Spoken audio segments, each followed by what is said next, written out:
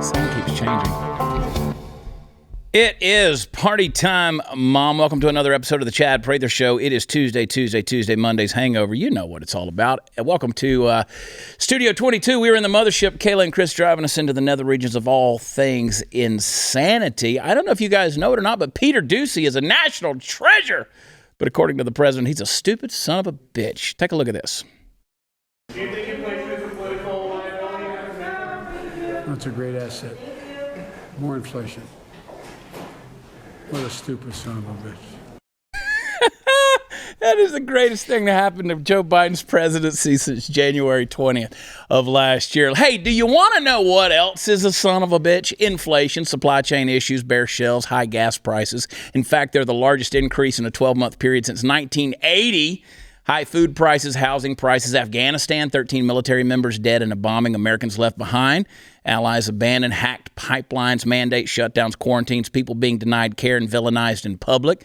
Vaccine passports, Build Back Better, open border, 7,647 recorded cases of rape, torture, murder, kidnapping, and violent assault towards migrants at the border. That son of a bitch can't even make a layup. Look, Donald Trump saw 5 bipartisan COVID relief bills passed. Until Biden came along, every single COVID relief bill had been approved with overwhelming bipartisan support in both houses. But Biden didn't even make a pretense of pretending to negotiate. He held one meeting with Republicans February 1st, right after he got in office, and then effectively told them he didn't need their votes. He's already claiming that the 2022 elections are illegitimate. Republicans are standing with Bull Connor, George Wallace, and Jefferson Davis. Chinese jets are buzzing towers in Taiwan, and Putin's trigger finger is getting itchy in the Ukraine. When Americans voted against Trump to put Biden in office, they were expecting a fulfillment of campaign promises of moderation, unity, and compromise. Instead, what they got was an unyielding, progressive, stupid son of a bitch. I love Tuesdays. Carol Roth is sitting here in the hot seat. Welcome to the show. Well, thank you very much. That's quite the introduction. Yeah, I tell you what, we're just a bunch of stupid sons of bitches around here. What do you think about it? So, Carol, I'm glad you're here. We're going to get to you in a minute. But what do you think? Hot take, what do you think about that little exchange? I loved it. I mean, it's the fact that he still has the cognitive ability to be able to say something like that. You're like, okay, he's still with us. It's amazing. I was a little bit sad that he didn't bring Corn Pop into it because, you know, that would have kind of brought the whole moment full circle with Corn Pop also, because he was a bad dude. Right? He was a bad dude. He ran a gang of bad boys. But I loved it. And, you know, the part that's so funny is all the people on Twitter were like, oh, well, you know, Donald Trump said this, so you can't, you know, come back and be mad. It's like, we're not mad. We think it's hilarious. And we're laughing at the fact that you were so outraged about mean tweets for, you know, 4+ years. And now here's your guy who's supposed to be Mr. Nice Guy showing his true colors. So I think it's amazing. He's a lion dog faced pony soldier. That's what he is. Look sure here, Jack. But you're right. Like the left, and I put it on Twitter last night, I think it was, where I said Peter Doocy, national treasure, you know? And some people were like, your mom's a national treasure. I'm like, I love just the exchange. Like that doesn't hurt my feelings. That doesn't piss me off. I think it's fantastic. And it's what should happen. I mean, the press shouldn't be cozy with the administration. There should be some tension there. And unfortunately, it's like a love fest of, what kind of ice cream do you like? And, you know, what did you do today with your dogs? You know, like, let's get some tension in there. Let's get some pushback. I think that's a very healthy thing. And Chris, I sent the idea over to Alexander. I said, we need a T-shirt that just says Peter Doocy, national treasure. Now, granted, we're Blaze TV. He's Fox News. We might not want to be promoting another anchor, but God bless the guy. You know what they need to bring back is duels. You know, why are you reading my mind? So I was about to say that exact same thing because they're talking about getting offended. Like I've said forever, let's bring back duels. Yeah. People won't get offended anymore. No. I mean, we've gone very soft on the whole thing. I love the fact that, you know, we're now spitting a little fire. Let's just take the logical next step here. Yeah. You slap somebody in the face with a leather glove and tell them pistols at dawn. That's right.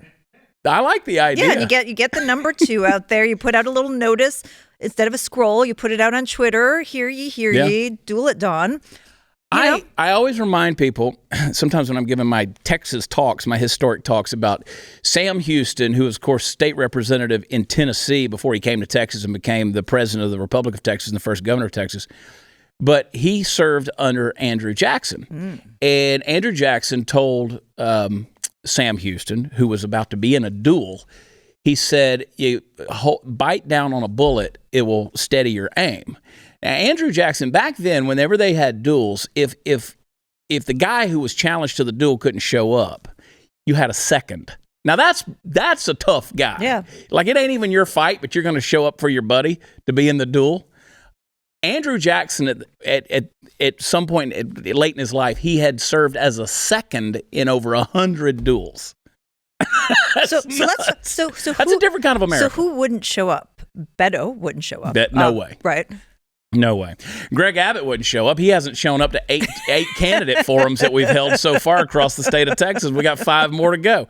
Hey, Greg, we got one in Corpus Christi tomorrow night. You should come join us. We're in Midland, Texas next week. All these candidates show up. Greg doesn't show up. That's amazing. I keep telling him, I said, you know what? If I'd show up to defend my record or my office, I'd show up to defend my woman. Why won't you show up to defend, he's not going to do it. But there's so many panty wastes out there, Yeah.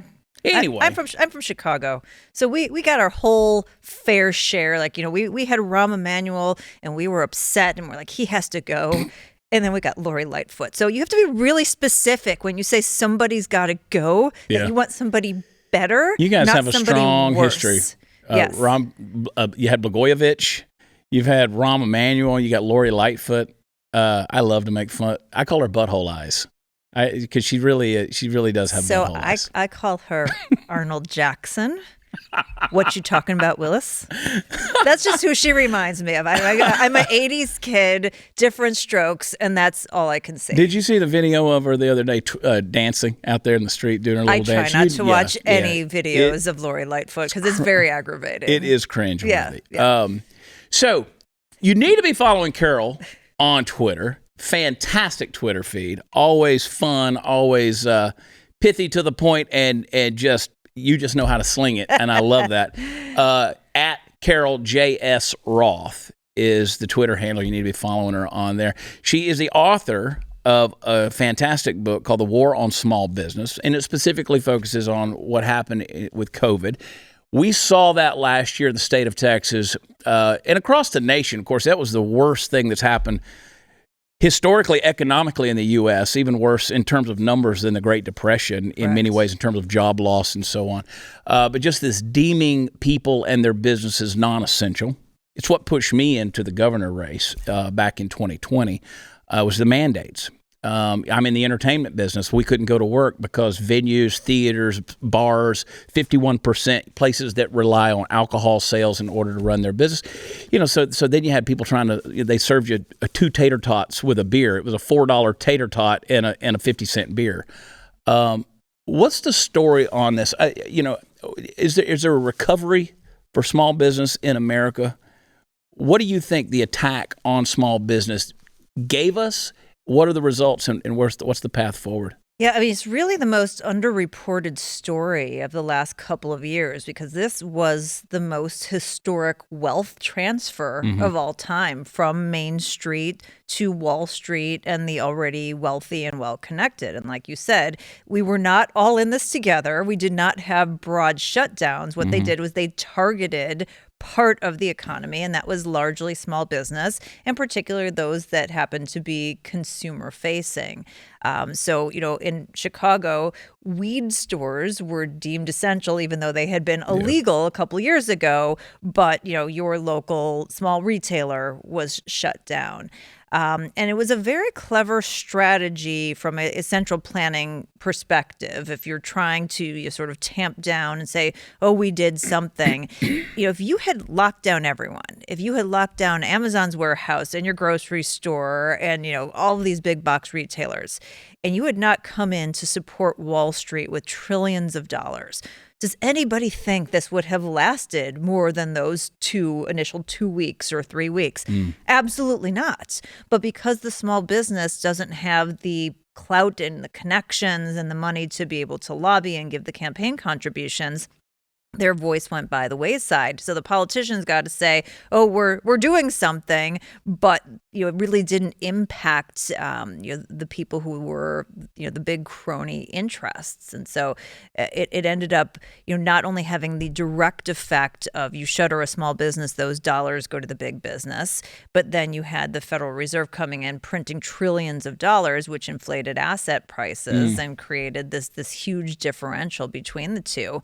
And then now we're seeing, as you were alluding to, all the long tail issues of central planning, thinking that they could shut down a third of the economy and turn it back on like they were power cycling a modem, stuff that they contend that they didn't know was going to happen. So either they're entirely lying or they're entirely stupid, but it doesn't matter because the outcome's the same. You have huge disruptions and dislocations in the labor market, disruptions in the supply chain, record inflation, and all of these issues that small business have to contend with and don't have the wherewithal because they were never compensated for the infringement on the rights, the eminent domain. We're going to take your property for the public good, for the good of society. They got, crumbs. They didn't get anywhere near that compensation that should be due to them under eminent domain in the Constitution. Yeah, you had businesses that were shut down, businesses that have been around for a long time. I saw restaurants, for instance, in Fort Worth, Texas, where I live. They'd been open 75 years, gone. They'll never come back. People just said, and I just keep saying there's this ploy on the part of the government to keep people down, to keep them as weak as they possibly can be. I think that was the ploy with the threat of $15 minimum wage. Let's keep people in starter jobs. Let's pay them enough just to keep them down. And then when the quarantines started hitting and they just started buying people off with stimulus checks, now people don't want to go back to work. You can't go anywhere where there's not a help wanted sign. Or you walk into a restaurant that says, please be patient with us. We're doing the best we can. The service industry's dead in America. People just don't care anymore, unfortunately. And they're not showing up to work. And why would you in a situation like this? So I find a lot of people out there who watch this show, listen to this show, they're small business folks. They're fighting as hard as they can, but they feel like the federal government's against them. At every level of government. It's just not just the federal, but it's also state and local. And I think people, when they hear small business, they don't realize how powerful that is in terms of an economic driver for individual wealth creation. If you look before COVID at the economy, you split it in half. About half is concentrated in the hands of small business and half in big business. Right now, we have about 31.7 million small businesses in this country. About 6 million of those have employees. The other half of the economy is concentrated in 20,000-ish big businesses. So think about that huge differential. And of course, if you're a big corporate guy, you're going to say, oh, well, let's get in cozy with the government and let's get them to tilt the playing field. Yeah. And if you're the government, you're going to say, well, I can get compliance and campaign contributions from 20,000 big businesses that control half of the economy much easier than I can 31.7 million very independent, entrepreneurs. Yeah. So who are you going to focus on? And I think that point you were making about keeping people down, think about, they're making it harder for people to invest in the markets. They're making it harder for people to save. They're making it harder for people to start businesses. All of these things that are fundamental to your economic freedom and your wealth creation. At the same time, they're getting people used to being subsidized by the government. These government checks, which is a precursor to universal basic income, and that's how they consolidate their power. So a very scary economic situation. Yeah, I want to encourage people, shop local, shop small, make sure that you're supporting small business, and do the best you can to support patriot-owned businesses. In fact, we're part of I'm a small business owner, and 22tees.com, watchchad.com. Go join the Facebook group, Patriot-Owned Businesses. My buddy Tim Labatsky runs that, does a fantastic job. And it's a great place to network. I mean, we're already seeing, and I've got to go to a break, and later on in the show we'll talk about this, but you see what these truckers are doing in Canada. I mean, they're shutting things down as a message to Trudeau. at some point in time, it's going to take Patreon and small business owners who are coming together and say, nope, we're just not going to comply with a lot of this stuff that's coming our way. We're going to talk more with Carol. Big surprise coming up in the next segment. Before we go, probably one of the smartest things you can do right now is stock up on emergency food from My Patriot Supply. I got tons of that stuff. I'm a fat kid. I like to eat. If things get hard, that stuff stays fresh for up to 25 years. I almost gave false advertising, Chris. 25 years. It's going to get eaten before 75. I don't know if we'll all be here in 75 years.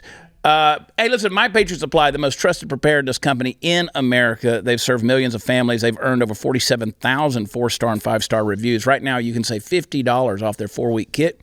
It gives you breakfast, lunch, and dinners, drinks, snacks. It's going to add up to over 2,000 calories a day. You need to go to preparewithchad.com, get your $50 savings. Your order is going to ship fast. It's going to show up unmarked and discreet at your home for your privacy. Go to preparewithchad.com, save the $50. Each 4-week emergency food kit you order, $50 off. You know what's coming. You need to use today to prepare. Go to preparewithchad.com. Don't wait. Do it now. Be right back.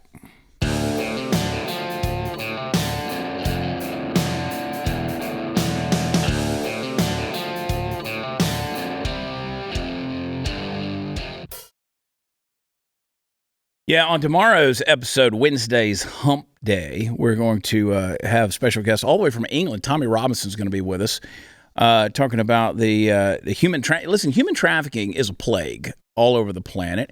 People don't realize that it's happening globally. You know, we talk about reparations and things like that for ancestors of slaves. Listen, slavery is still happening. This is a horrible situation when you realize the fact that Texas is the number one state in America for human trafficking. Dallas and Houston Houston and Dallas are 1 and 2 respectively for cities in America for human trafficking. So Tommy Robinson is going to come on. He's got a new documentary coming out. We're going to talk to him tomorrow. It'll be controversial because people say, I can't believe you're having Tommy Robinson on. He's so far right. Shut up. I just like talking to people, you know. Would you like me to use an English accent so that you can get used to it in advance of Carol, Tommy? Because I don't understand anything they're saying. Hello, Chad. How are you doing today? Delightful.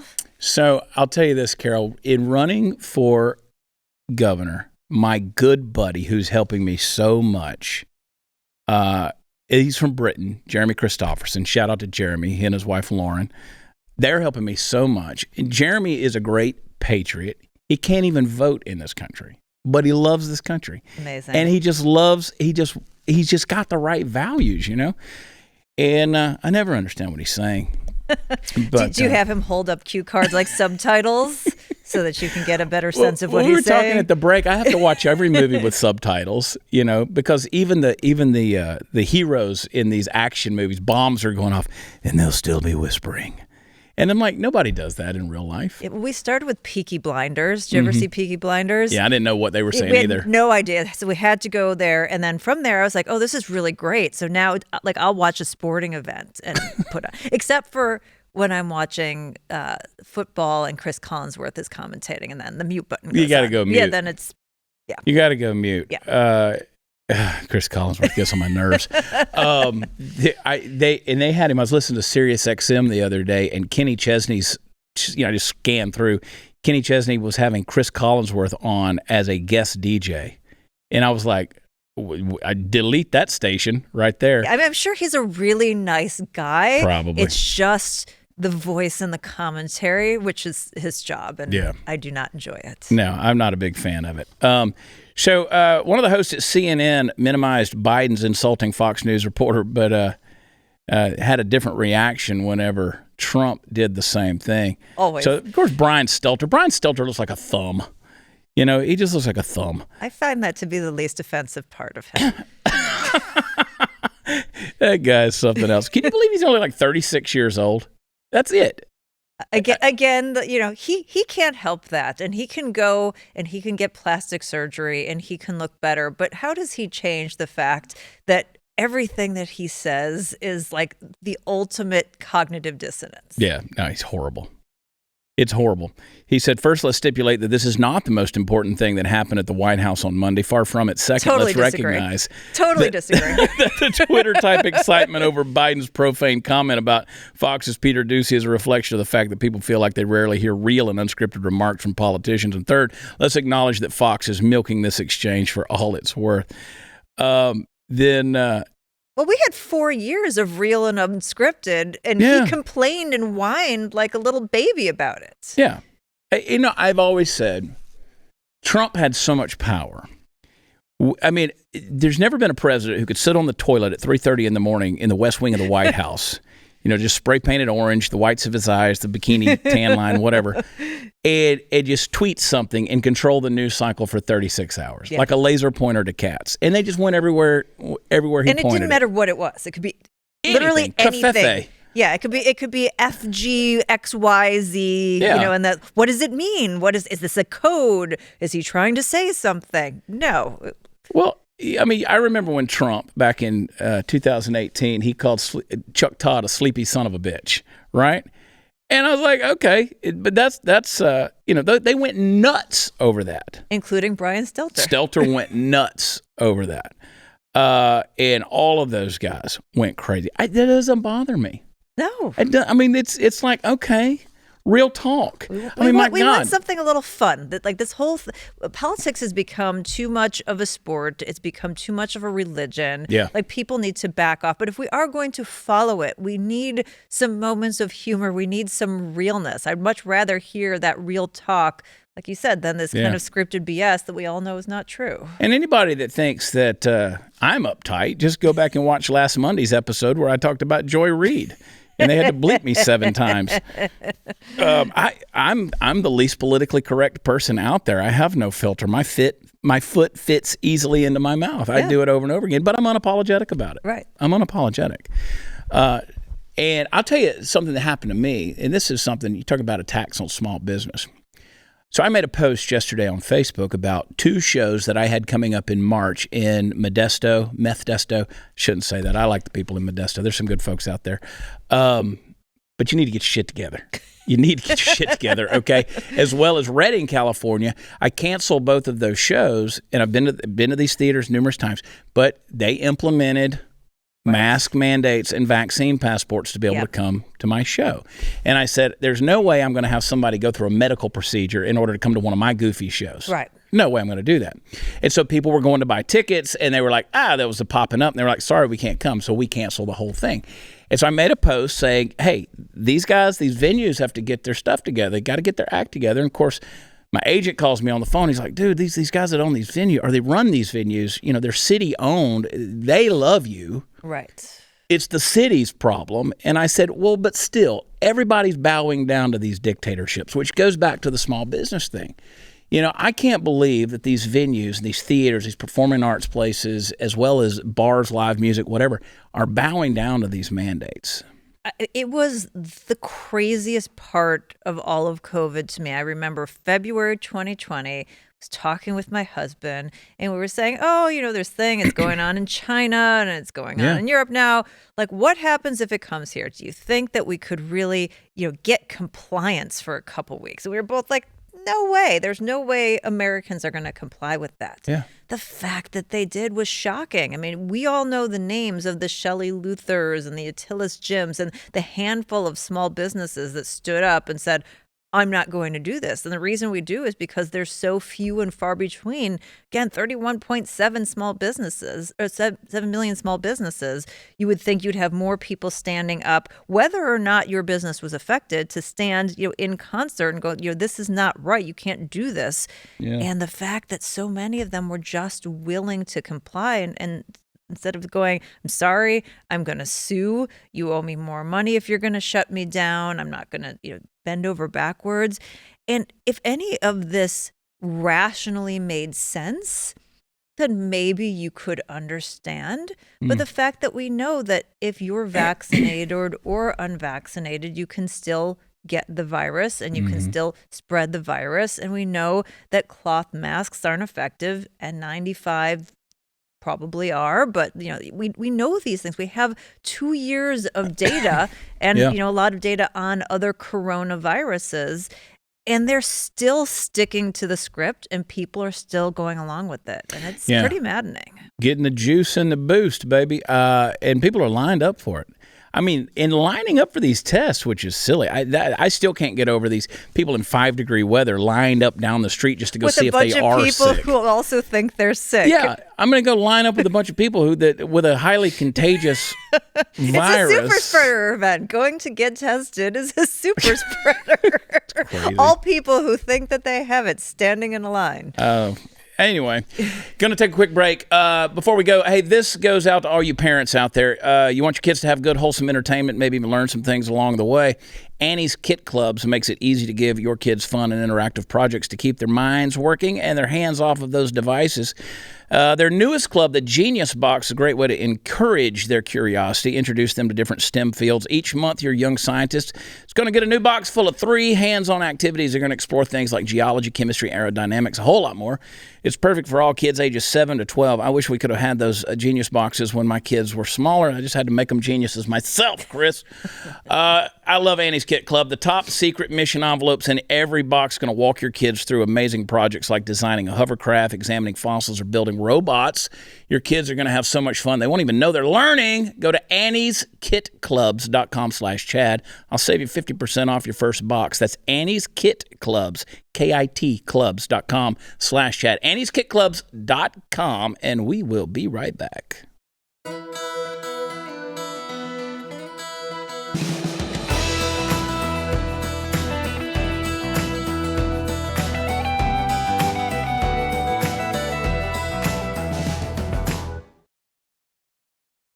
Hey, welcome back, everybody. Well,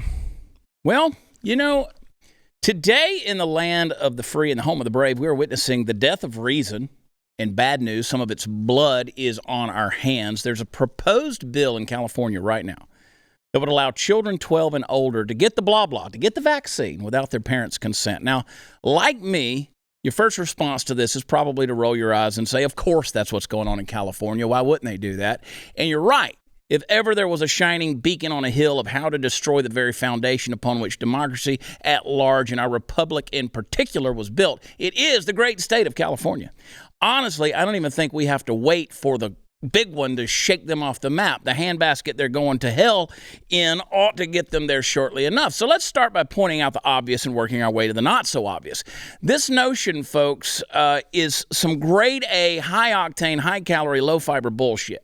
The business of supplying incrementally increased agency to our children has never been the mandate of the state. It is the God-given duty of parents from the time they bring a child into the world until the time they set that child free upon it to make decisions for their kids. You know it, I know it, we all know it. It's common sense. And what's really terrifying is that these legislative nincompoops now, they know it too. And as always, forever and ever, amen, we must bear in mind that by and large, they don't care about your kids. They don't care about your kids. They care about gaining control through subverting the dominant paradigm. Now, if someone ever invents a drinking game for this show, people are going to end up in the hospital when I say subverting the dominant paradigm, but it's true. So here's the maybe not so obvious part. When Orwell was writing about the Soviet Union in the guise of his futuristic dystopian society in the book 1984, he made a powerful statement that was in real life an observation. It was in the government's interest to make sure that parents cared about their children, but that children did not care about their parents, that those children, they would in fact denounce their parents in a moment and condemn them to certain death if called upon to do so by the state. Like wolves, those who seek power for themselves will cull the younglings from the rest of the herd of sheep. There really is nothing new under the old sun of ours. This is precisely what you're seeing with things like this proposed bill in California. It's evil, it's insidious, it's dangerous. It preys upon minds that aren't even fully formed yet.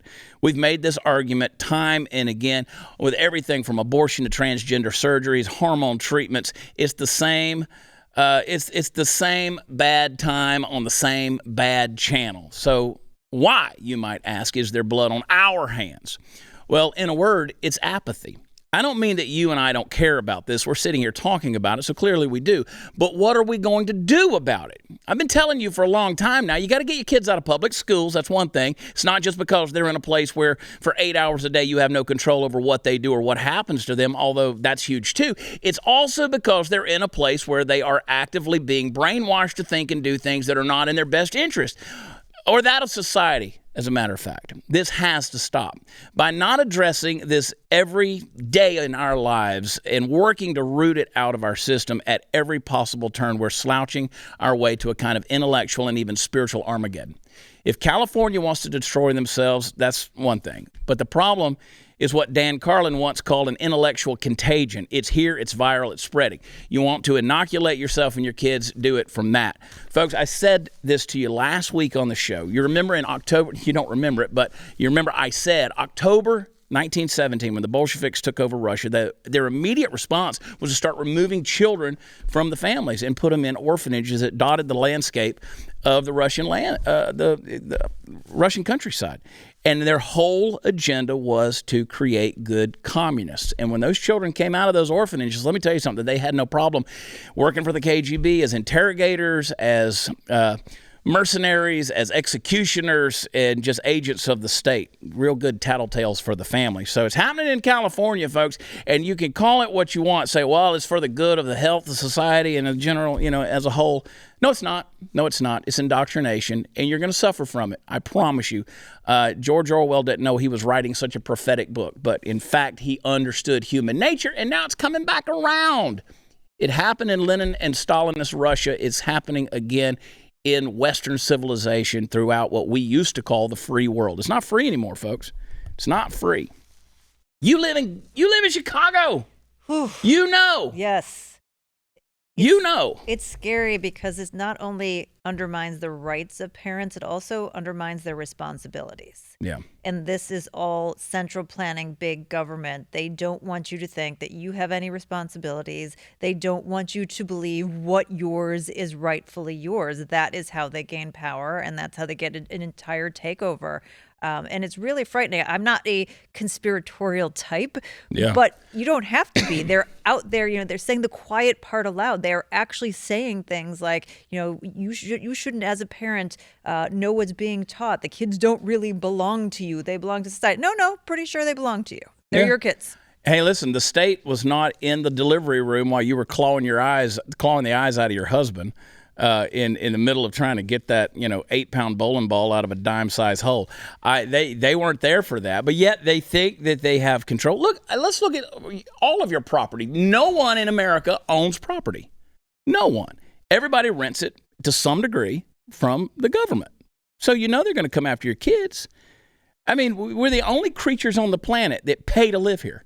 It's insanity. It's surprising to me that we haven't had more pushback against property taxes, that people haven't come back and said, you know what? Our founding fathers are rolling over in their graves. This is unconstitutional. Like, this is not a thing. 100%. Yeah. And people say, well, we've got, what's amazing to me on the campaign trail is how many people fight for them. Oh, you can't get rid of that.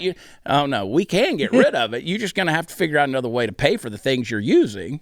And believe it or not, we will figure out. There's great minds out there that know how to make the earth flat so we can drive on it. Well, and not only that, when you're locked in like that, you have no choice. You have no competition. We all know that we're better off in terms of pricing, in terms of innovation, when you have competition and you have more than one choice instead of force and coercion. So yes, you may still need those services, but you want to be able to have the flexibility to choose to pay for those in the way that you want to pay for those. Yeah, and not do it yourself. And not trust the government to do a mediocre job, which is what we've come to rely on. I think that's being generous. Yeah, exactly. To say they're doing mediocrity would be an excellent outcome. To say they're fair to middling is an overstatement. No, but it really is. And so obviously to the degree that they can brainwash the next generation, the more they're going to put up with garbage like this. And there's going to be even less pushback than, as you mentioned. So like, I love, everybody keeps sending me messages. Do you see what these truckers in Canada are doing? Yes, I do. I'm getting 500 messages a day. Trust me, I know what's going on in Western Canada, and I'm proud of them. And we're trying to find ways that we can support them. And they got a 70-mile convoy going right now, just shutting down Ottawa. and a big F you to Trudeau. Truck you, Trudeau. That's my new slogan with these guys. I love it. Truck you, Trudeau. But no, and these people, and we're going to talk about it in the next segment after we go to break. These people, these viral Karens, I call them that because they're so scared. They're so scared of the virus, right? Everything from masking to mandates to distancing and all this. And these people are going crazy, and they love Fauci. Like, there's no distrust of big pharma or big medicine or any of that kind of tyranny going on. They're defending it. It's a pandemic of crazy. We have mass crazy going. No, it's true. We have mass crazy in a way that I've never seen it before. I mean, we used to have kind of like a small amount of crazy. It is mass it's crazy. Everywhere. It's on display. Can't avoid it. That's why I wrote a book called Am I Crazy? It's exposing. And the answer is yes. The nonsense. Yeah, 100%. You got to be the right kind of crazy. But God, the asylums are empty. Hey, listen, if someone relies on your financial support, whether it's a child, aging parent, or even a business partner, you need some life insurance. Life insurance can give you peace of mind that if something happens to you, your loved ones would have a financial cushion to pay for things like rent, mortgage, loans, education costs, everyday expenses. Having coverage through your job may not be enough. Most people need up to 10 times more to properly provide for their families. Typically, life insurance gets more expensive as you age, so it's smart to get a policy sooner rather than later. You need to head over to policygenius.com/Chad and answer a few questions about yourself. In a matter of minutes, you can work out how much life insurance coverage you need and compare personalized quotes to find your best price. You could save 50% or more on life insurance by comparing quotes with Policy Genius. Their licensed experts will help you understand your options and apply for a policy. The Policy Genius team works for you, not the insurance companies. You could trust them to offer unbiased help and advocate for you at every step until you're covered. Policy Genius doesn't add on the extra fees. Policy Genius doesn't sell your info to third parties.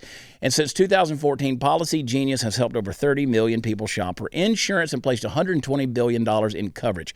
Head to policygenius.com/Chad. Get your free life insurance quote. See how much you could save. Policygenius.com/Chad. Be right back.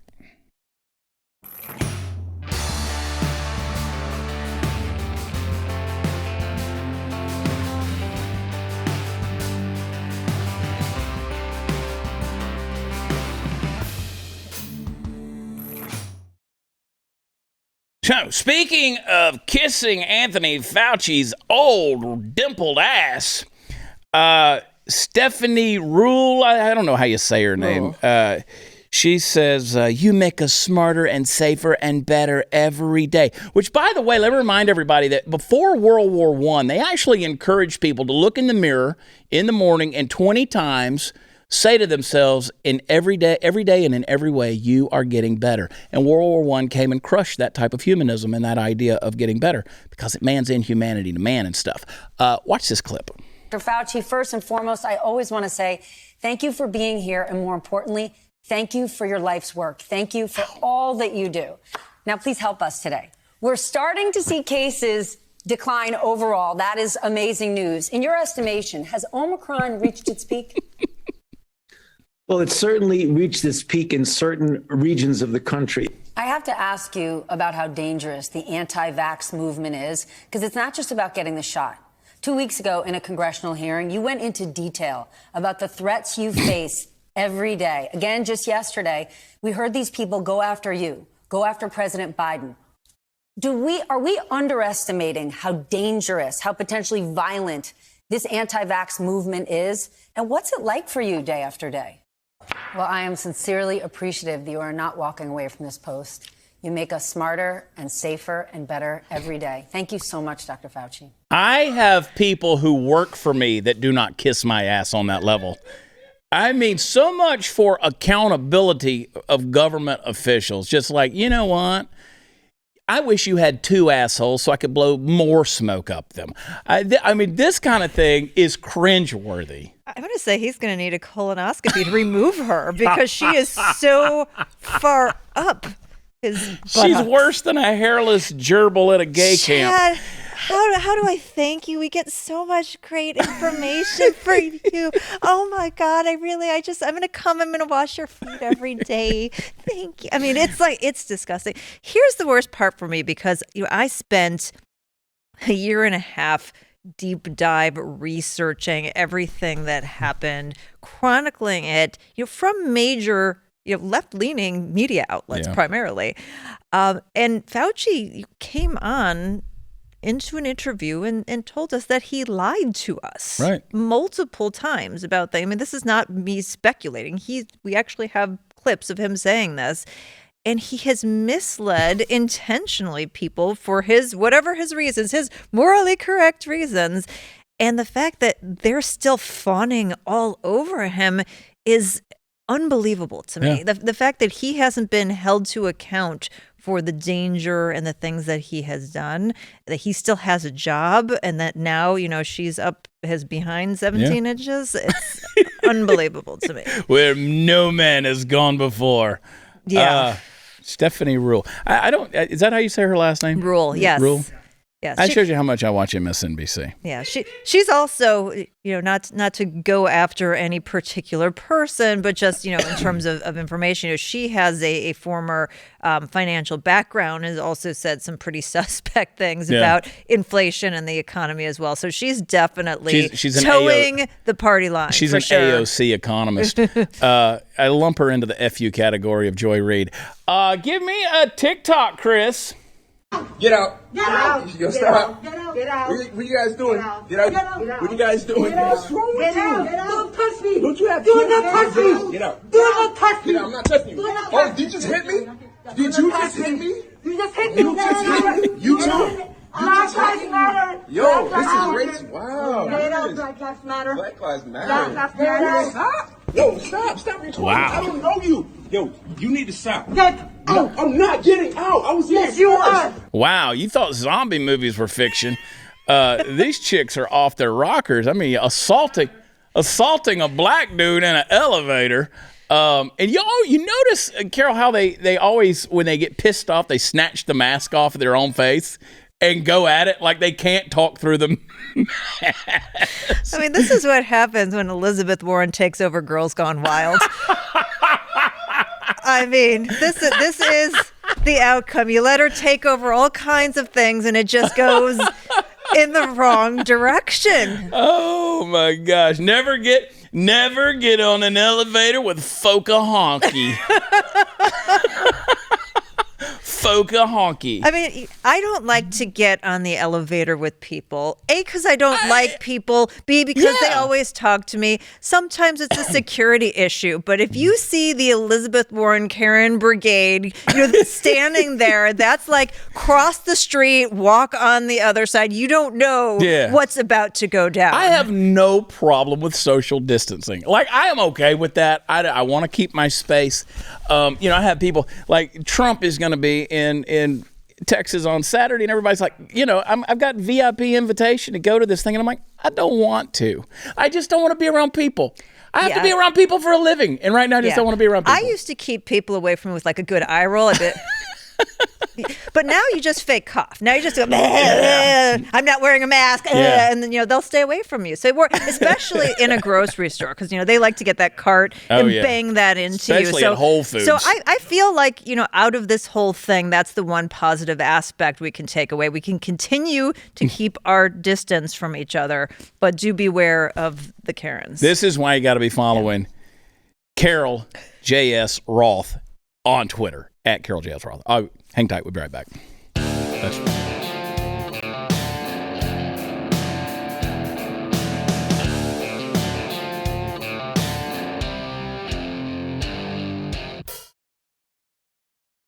all right, I want you to go to watchchad.com. That's where all the fun stuff is. And I want you to get Carol's book, The War on Small Business. Make sure you get that book. How many? You got 2 books, right? I have 2 books, The Entrepreneur Equation and The War on Small Business. And so we're going to say, if you can, buy it from a small business bookseller. If you don't know one, bookshop.org is online. It will fulfill from a small business. So if you're lazy and you don't want to actually walk in there, there's still a way that you can support small businesses when you buy your books. Awesome. I love it. Hey, we're going to be with you tomorrow. Wednesday is going to be hump day. We're going to have fun. And I want to remind you, subscribe at chadnude.com. That's right, chadnude.com. It's basically my OnlyFans. You'll see. And then go shopping, chadonblaze.com. And see y'all in Tomball, Texas, Thursday night. Love you. God bless you. Talk to you then. Bye.